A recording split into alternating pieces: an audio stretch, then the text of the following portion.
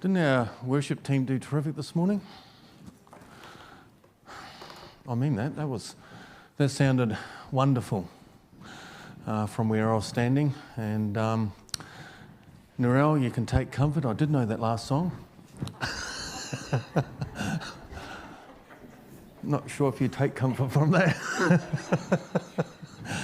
It's sobering when you cross that threshold from youth to but no, seriously, those songs were lovely this morning. We worship a wonderful God, don't we?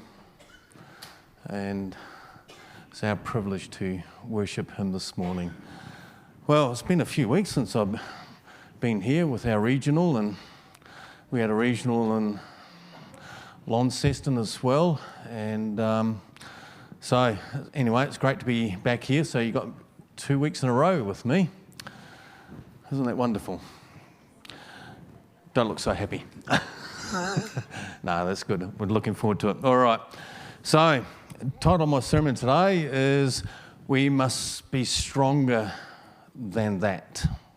We must be stronger than that. I'm going to take you to a place, and it's called Suchin. You probably are thinking, how on earth do you pronounce that town? Did Mark pronounce that correctly? I had to look it up. But this is a city in northwest Poland, about 75k on the border and on the Oder River. Doesn't that look nice? Never been there, but looking at a couple of the pictures of Suchin, it looks a place that I wouldn't mind visiting, but we'll have to leave that in the land of dreams. But Suchin is about a 400,000 population, and during the war, a suburb or the part of the town, it was on the German side of the border, and it was known as Finkenwalde. And in this town, it became famous for Dietrich Bonhoeffer. You'll know that he wrote a few famous books, and in Finkenwalde he wrote the book on discipleship as well as some of his other works. And his seminary he started in that town was out of the Barmen Declaration. Now, the Barmen Declaration arose because of the rising influence of Nazism, and the church the broader Christian church was at a fork road on how to respond to the Weimar Republic. Should we work with Hitler or should we not? And there were serious concerns amongst Protestant circles that we should not compromise and work with the Weimar Republic, and we need to remain sure of what we believe in as Christians, and particularly as Protestant Christians. And so the Barmen Declaration was commenced, or confession, and this became the foundation of the seminary in which Dietrich Bonhoeffer had set up there in 1935, and the Gestapo closed it down in 1937. Dietrich Bonhoeffer was a deeply committed Christian who had spent some time in the States and wanted to come back to Germany to try and encourage the church to ensure that its roots. And the house that he used for the seminary was provided by this lady here, and her name was Ruth von Kleist-Ritzau, and she was part of the aristocracy, a very wealthy woman who provided the house for the seminary that they had. And this was the stamp that they had in commemoration of the Barmen Confession 50 years later in 1984. Now, what is interesting about this, and this story is well published on the internet, about the Barmen Confession. But what is interesting about this story is that there was a gentleman by the name of Willem Nielsen who was concerned about Dietrich Bonhoeffer, that he was getting a little bit too radical as a Christian. He just needed to settle down. You know, just need to calm down, Dietrich. You're taking your faith a little seriously. So, what Dietrich Bonhoeffer did was he got out on a rowboat and took Willem Nielsen out there on the rowboat there, and then they rowed over to an area, and then they rose up onto a little hill there. As he was looking out over the hill there, in Finkenwalde there was an airport over there with the army as well there that just looked like ants, planes coming in and out. And he pointed over there, and then he pointed to the seminary. When he pointed over there, he said, "We need to be stronger than this," pointing to the army. Because Hitler was fighting for the souls of the German people. And when he was pointing to the seminary, we need to be stronger than that. In our world today, we need to be stronger than that outside our world. Are you with me? Now, the Bonhoeffer's philosophy and training was this, that the training he was doing in Finkenwalde was with young church leaders, and he had to outpace what Hitler was doing with his young troops. And the work of the church must be stronger than the work of the world. And this is Bonhoeffer talking. People, you, me, our churches, and everybody in our country are being formed and shaped by all kinds of forces and voices. Now, I want you to picture yourself on top of that hill there, overlooking the Third Reich and the army, and this little house. Well, it was a fairly big house, but the seminary. This seminary was going to be a bulwark against the Third Reich. This is like a toothpick holding back a tide. This is what it feels like in our world against secularism that seeks to form us into the secularist image. It feels like we're holding back the tide of secularity with a toothpick. John Tyson also tells this story as well in his book, in A Beautiful Resistance. And out of that story, he has this to say: discipleship must be stronger than cultural formation. Loyalty must be stronger than compromise. This must be stronger than that. The times called for a beautiful resistance. Bonhoeffer's little seminary was closed down by the Gestapo in 1937 with only a few dozen graduates. But the image of this school was a prophetic seed for a faithful church. I believe what was true in the 1930s is true now. We have in a time when the church is compromising with the culture left, right and centre, and John Tyson is right. I also believe that we are losing our influence. And I think he's quite right. John Tyson goes on to say in his book, in the same paragraph, though there is no specific Hitler pressurising us, We face a myriad of forces seeking to sabotage our faith. Because of the tectonic shift in sexuality, ethics, technology, secular ideologies, religion and globalizations, much of the familiar landscape has been swept away. In many areas, our culture is almost unrecognisable compared with a generation ago, and that's very true.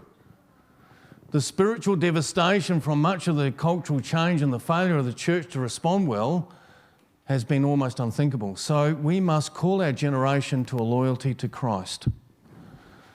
We must live with devotion, conviction, regardless of what they cost us. This must be stronger than that. There are all sorts of cultural forces that are about today that seek to compromise our faith. Adventists are not immune to that. And many Adventists in their faith do compromise to accommodate cultural norms today, despite what biblical teaching says. Supposedly to meet people where they're at. That was the temptation in the 1930s with Dietrich Bonhoeffer. Now, with these cultural forces that are about today, you imagine what Wilhelm Niesen, if he was to come to say, well, look, hey, all you people need to settle down and just calm down on your faith. You just need to, you take it too seriously. You know, my father would say look, it's good to have, an element of faith to smooth out the rough edges and to, make you a good, rounded person. That's not what Christianity is about. You imagine if Wilhelm Niesen has said to us here, and this was his advice for when Revelation 13 comes about and the mark of the beast, you need to calm down. You need to settle down. Don't take your faith so seriously. Though the mark of the beast is coming in, we won't be talking about the mark of the beast today, but this is just for illustrative purposes. If the mark of the beast were to come in the next few months and Wilhelm Niesen comes in and says, you need to calm down, settle down. Look, we don't have to worry about all this. You take your faith far too seriously. And so the accommodation to norms starts to come in. As a Christian church, as the Adventist church, and for us as Adventists, we need to be stronger than that. We must be stronger than that. Let's come to Daniel chapter 3.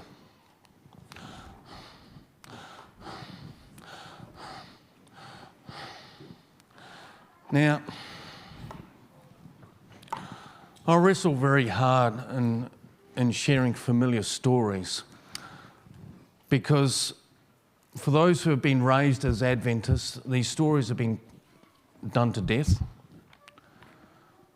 and familiarity does breed contempt. And I'm asking you to put those sort of things aside, because there's one aspect about the story that I think that directly relates to us here today that we need to be very conscious of. And so let's just come to Daniel chapter 3. You remember King Nebuchadnezzar had, let's turn to it first.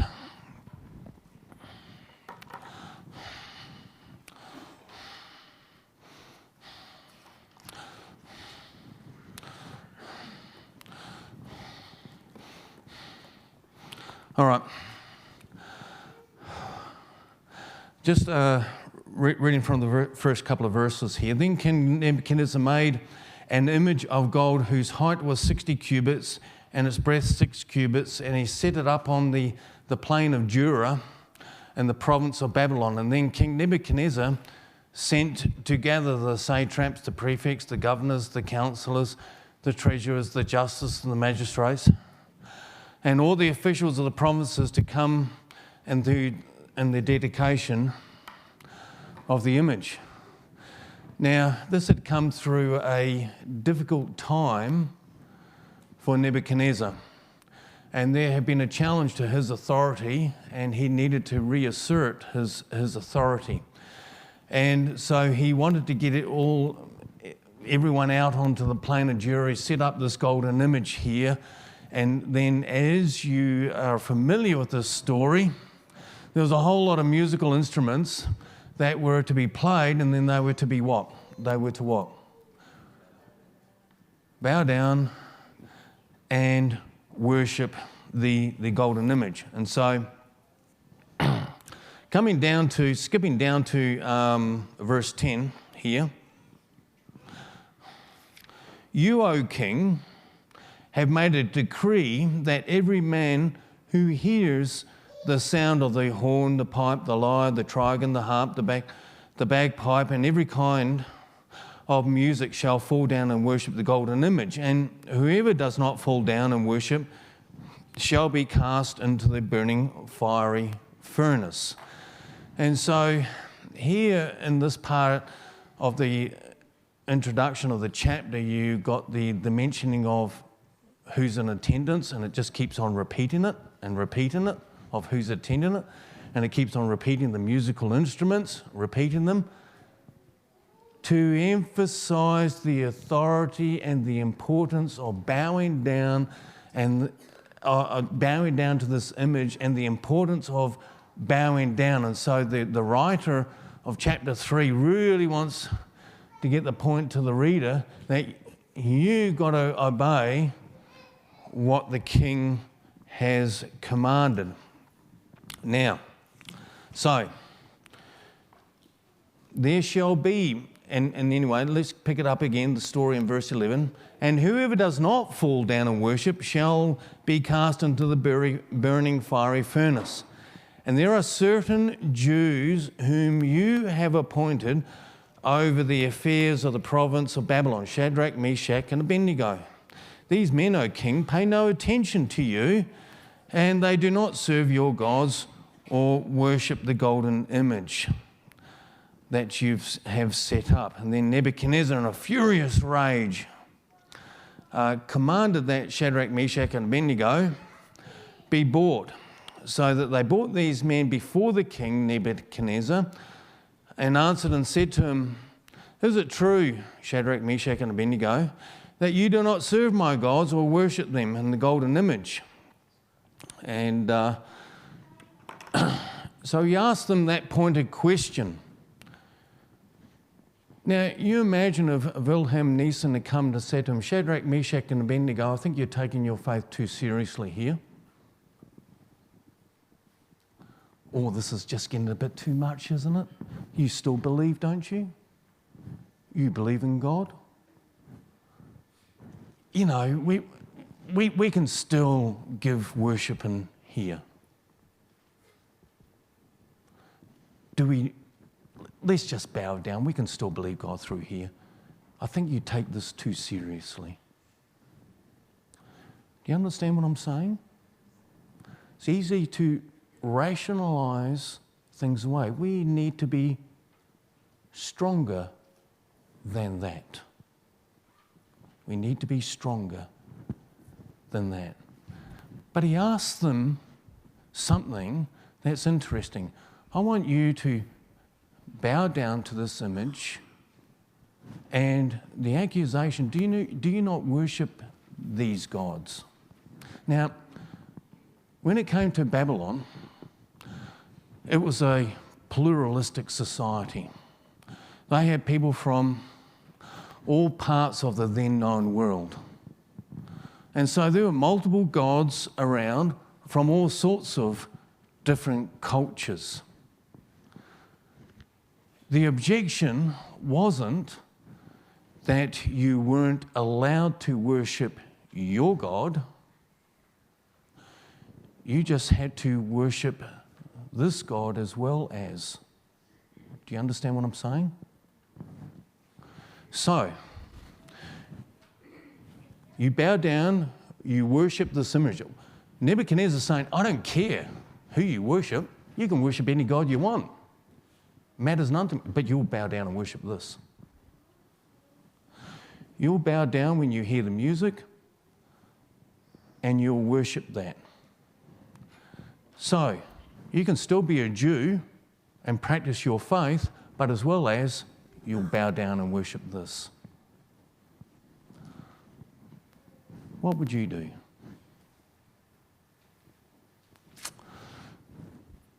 What Nebuchadnezzar was wanting to do is what most societies have endeavoured to do in order to keep culture and the world together, is to have a common platform on which binds society. And the goal of Babylon was to assimilate everyone into the Babylonian culture. We saw that in Daniel chapter 1, when they endeavoured to assimilate the three Hebrews, eating from the king's table. Assimilation, adopting of the Babylonian values. They chose to remain separate, they chose to remain faithful, and so the same issue here is Nebuchadnezzar is wanting to assimilate all societies under this, worship this. Assimilation is the goal in our society today. The society in which we live in today seeks to assimilate us and enculturate us into the values of secular society. And so if you don't adopt the values as espoused by society, you have effectively gone against their pillars of faith, their tenets of faith, and we've seen this being played out in the culture wars. And so we need to be stronger than that. And the remarkable response here, and I know that you know what the response is, and you know what the end of the story is, but however,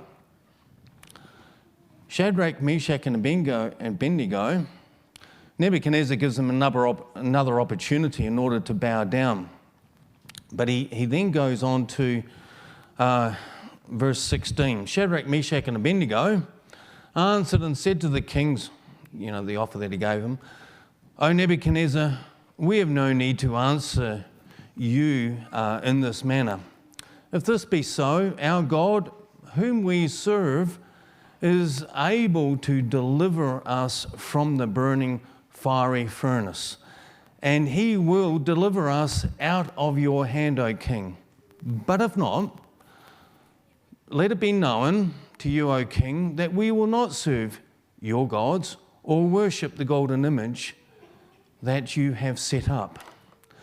This principled approach is the crux of the response that we need to have if we are to be stronger than that.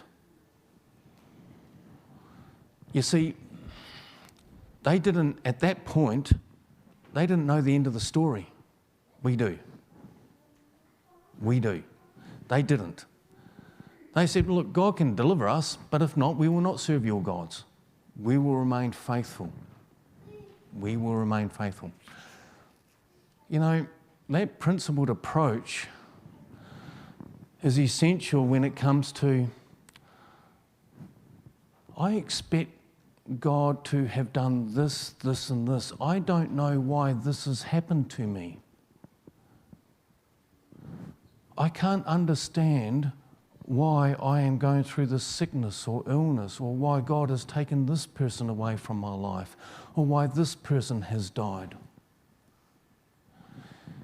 I have been a good person.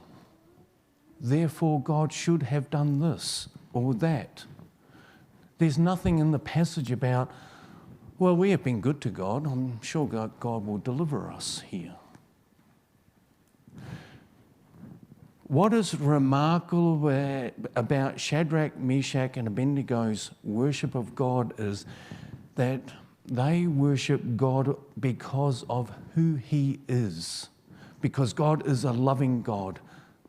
He cares for His people. Even if He doesn't deliver us right now out of that fiery furnace that is set up there, right over there, looking at us, we will still worship God regardless because we know who He is.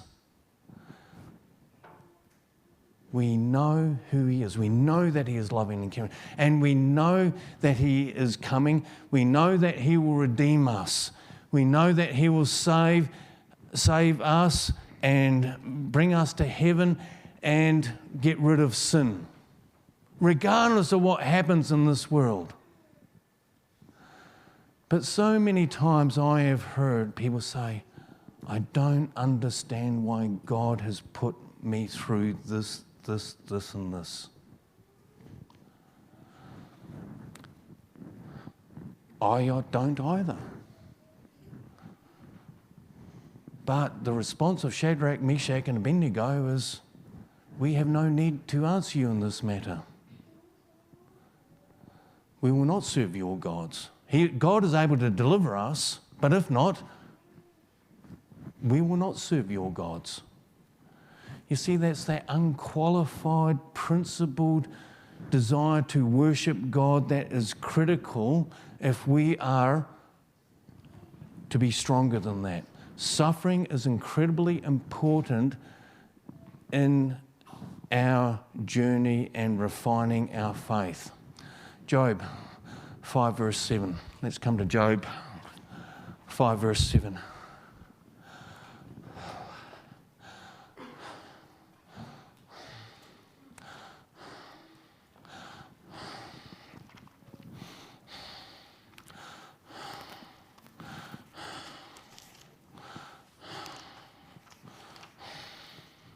Now, Job is a man who's qualified to talk in this area. So, Job chapter 5 and verse 7. All right, he says, but man is born to trouble as sparks flies upwards. So we're born to trouble. In other words, all of us will experience trouble. All of us will experience suffering. Let's come over to 1 Peter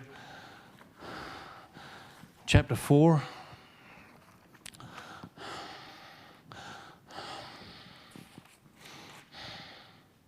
And let's have a look at verse 17. Beloved,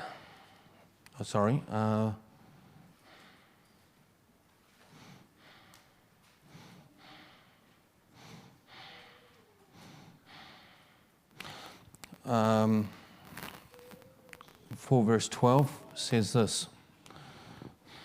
Beloved, do not be surprised at the fiery trial when it comes upon you to test you as though something strange were happening to you.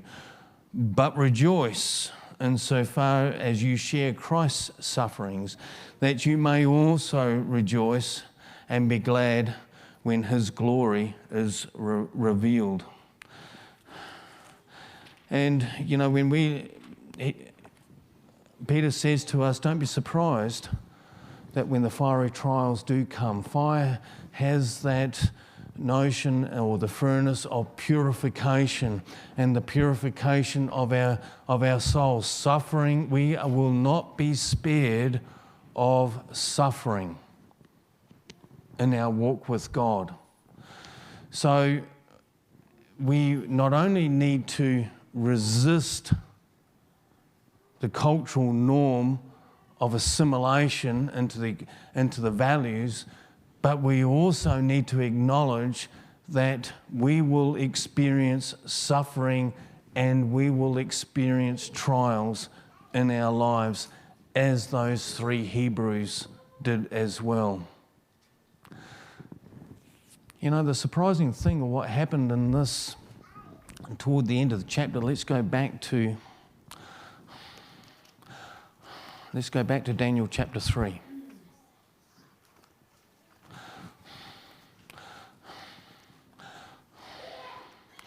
When Nebuchadnezzar was sitting on his throne at this point, He was a man who thought that he was in control.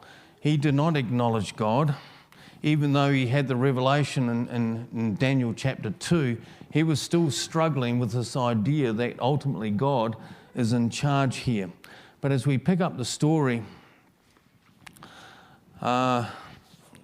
Nebuchadnezzar's anger was such that he ordered that the fire be heated up 7 times. And then he asked the soldiers to open it up, and the soldiers who opened up the door to the furnace ended up being killed. And pick up the story in verse 24. Then the king Nebuchadnezzar was astonished and rose up in haste.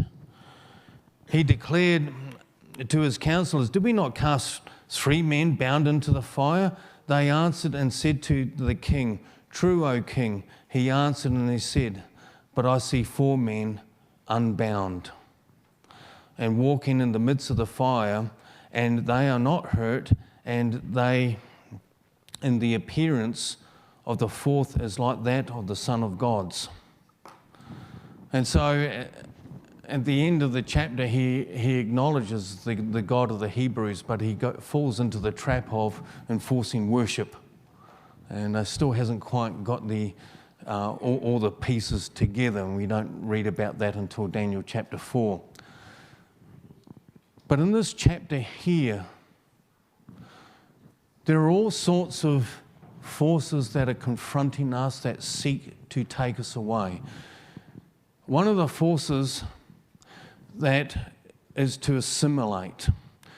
In the Babylonian culture, Nebuchadnezzar was insisting that Shadrach, Meshach, and Abednego adopt the Babylonian culture. Yes, you can worship your God, but you do that in private, thank you very much. You do that in your own home, but not in public. And you'll adopt the values that we have. And that would be the same to any other culture, to Syrians, to Iraqis. They weren't invented then, but you get the idea. You celebrate your faith in private, but not in public. The other thing is, suffering challenges us in the Western world. We're the only culture that seeks to be fully inoculated against any form of suffering. Any other culture, they accept suffering as a part of life and indeed as a blessing. But Australians and Tasmanians seek to inoculate ourselves against suffering. Peter says, don't be surprised when it happens. And he would be saying, you need to be stronger than that. You need to be stronger than that. Suffering should not surprise us. And if we wrestle with the thing that I've lived a pretty good life, why has God allowed this? Jesus suffered enormously, did he not? And he lived a perfect life. Good point.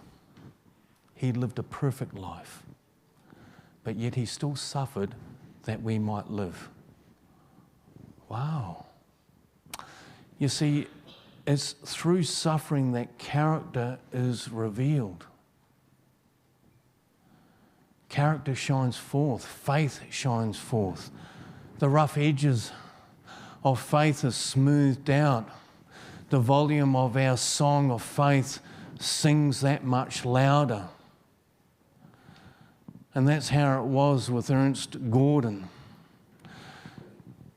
who lived he was a prisoner of war, and he was, along with the prisoners of war, with the Japanese, building the railway between Burma and that other country next to it. And Reuben might know, he's a geography buff. But yeah, it was between Burma and Thailand? Yeah. In that part of the world. You get the idea. 398 people lost their lives for every mile of railway that was laid. 398 people lost their lives through starvation, abuse, and just laying of that track. That's a phenomenal loss of life. Ernst Gordon was a part of that, who was laying tracks down. In that camp, Philip Yancey relates the story of that they said, in the vernacular of what I'm using today, we need to be stronger than what's happening here. We need to be stronger than this. What was happening in the camp was that they were fighting amongst each other for food. We were fighting for survival and fighting each other. Ernst Gordon was saying that there needs to be another way here, and in the misery of this camp, God needs to shine through this camp. We need to be stronger than these forces that are tearing us apart. And so they set up what they called their own university there. And this university would teach Christian principles. They would teach about biblical principles. They would teach the Bible as well as other philosophies as well in this camp while each others were starving. Now, such an influence that this had on the Japanese. The Japanese, one of the Japanese soldiers got so infuriated with one of the POWs that he was very calm no matter what was happening to him, that he killed him. He was so infuriated that this man remained so calm no matter what we threw at him. Blows your mind, doesn't it? Ernst Gordon recounts one day that when they were all standing in attention, one of the Japanese soldiers, as what they normally do as part of building the railway, counts the shovels. And after he counted the shovels, there was one missing. When they found one missing, the commandant said, unless we find this shovel, we'll start killing. And this is depicted in the film End of All Wars, but it depicts this scene a bit differently. But when the commandant asks for where that shovel is, he threatens the lives of the prisoners. One of them steps out and walks forward. And then one of the soldiers beats him to death with a shovel so as to allow the others to live. You know, the tragedy of this was when they recounted the shovels, they were all there. They were all there. In the midst of those fiery trials, those soldiers had to be stronger than that. Even though the forces of that felt overwhelming, we may feel it overwhelming of the secular world. But as we walk forward, we must, through God's grace and through His Holy Spirit, be stronger than that.